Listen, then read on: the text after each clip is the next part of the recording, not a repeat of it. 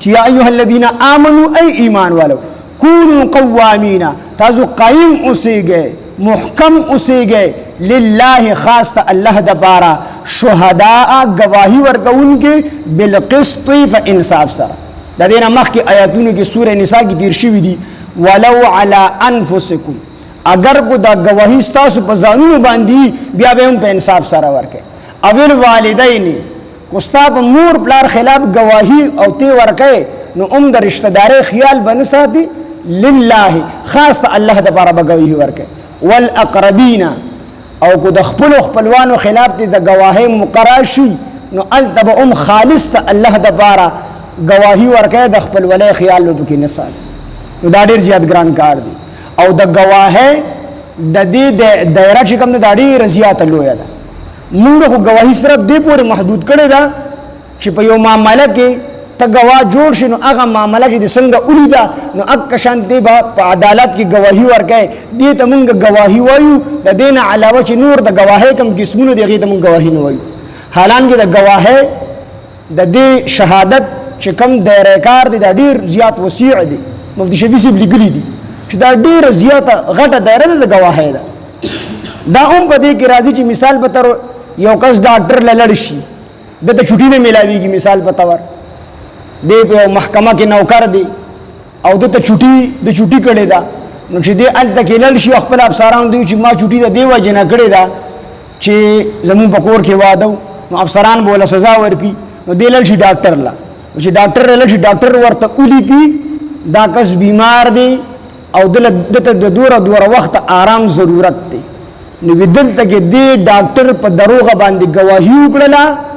نو دی چې څنګه یو سړی په عدالت کې په دروغه باندې گواهی کوي نو څنګه چې دغه په دروغه باندې گواهی کول دا غټ ګناه دی او څنګه چې دغه کس مجرم دی دغه شان دا ډاکټر مجرم دی دوم په دروغه باندې گواهی کوي دا غرنګ سرټیفیکیټ ورګی جالا او دغه سرټیفیکیټ اهل نه دی او دغه سرټیفیکیټ چې څوک ورګي هغه افسران په دې باندې دستخط وکړي چې دا کس ته سرټیفیکیټ اصل دی د دې کاغذ دی اصل له اهل لی او دې د هغه اهل نی وي دې کس په دروغه باندې گواهی او شهادت الزور کې دې داخل دی چې دا په غټ ګناهونو کې غټ ګناه دی دې په دې کې داخل نو پاکستان کې د دې وجه نه څوک گواهی نه کوي چې نه د حکومت ته طرف نه تحفظ شته دی او چې د گواهی دی وګړه او گواه جوړ شي نو بس ډچېږي به د دې وجه نه ډېر خلک په دروغه باندې گواهی کوي او دا ډېر زیات ګناه مفتی صاحب لیکلی دي چې دا د دروغ د گواهی یو قسم دی د کشان دی یو سړی امتحان پیپر وته ورالي او دغه پیپر چې کوي او د به خپل راغی یا وسره اسی وشي منه د لګ ډېر نمبر ورکو خبر سره کوم او دغه ډېر نمبر اهل نه دی او د ډېر نمبر ورکړل قصدن عمدن نو دې سړی په دروغه باندې گواهی وکړي نو دې په دې زمره کې راځي او شهادت الزور کې راځي چې د په دروغه باندې گواهی کړي دغه رنګي ودونو د کسان ودرېدل ودونو ته او تا د خپت چې دا کست دی او چې کوم دی حقدار نه دی نو دا یو قسم گواهی ده چې ته ورکې چې دا کس حالان کې ته ځنه د تسلیمه چې دا کس ته وټ حقدار نه دی دی به د قوم خدمت اونګي دا سړی کرپټ دی دی غل دی ډاکو دی قاتل دی ته د خپت ده مو چې پته ته نشته دی استاد ګومان سید چې اصل ټیک ته جدا خبره ده خو ته خدای زړه نه پیژنې خو صرف د پارټای د وجینا د کلی کور ولای د وجینا د خپل ولای د وجینا دلته ووټ ورګي ودا چې کم دی په دروغ گواهی کې داخل دا تا په دروغ باندې گواهی ورکړه دې چې څومره ګناهونه الته کې کوي او تا ته پته نشي دا سړی دې دی او دی بیا تا چې کوم دی ایمنه جوړ کو ایم پی ای دی جوړ کو دی تا بل څه شي جوړ کو وزیر دی جوړ کو نو د څومره ګناهونه الته کې ستاسو کې پوره حصہ نو دا په یو اعتبار سره هو شهادت شو په دویم اعتبار سره دا شفاعت دی من يشفع شفاعه حسنه يكن له نصيب منها ومن يشفع شفاعه سيئه كفل منها شاجي صحیح د صحیح سړي چې کوم دی شفاعت وکړو نو دته به صحیح شفاعت هغه حصہ ملاويږي ثواب به ته ملاويږي او چا چې د غلط سړي سفارش وکړو دته به داغه چې څومره ګناه کیږي هغه به ته کوم دی ملاويږي نو دا په یو اعتبار سره شفاعت دی ته دغه نماینده د شفاعت کې چې دا سړی ټیک سړی نو په یو اعتبار سره دا شهادت شو گواهی شو په یو اعتبار سره دا سفارش شو او په یو اعتبار سره دا وکالت دا ته د خپل ځان د لپاره وکیل جوړای ته چې دا ووټ ورکان ته د خپل ځان د لپاره یو وکیل جوړای چې دی بزیو په اسمبلی کې زما د لپاره جنگيږي زما د حقوقو د لپاره به جنگيږي زما د دین اسلام د لپاره به جنگيږي نو دې چې تا وکیل جوړ کو تا ته پته ده چې دې د وکالت حقدار نه دی پدې ته پوهې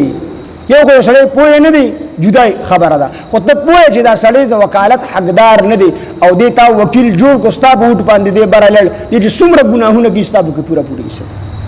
نو دا ووټ یو په یو اعتبار سره دا امانت هم دی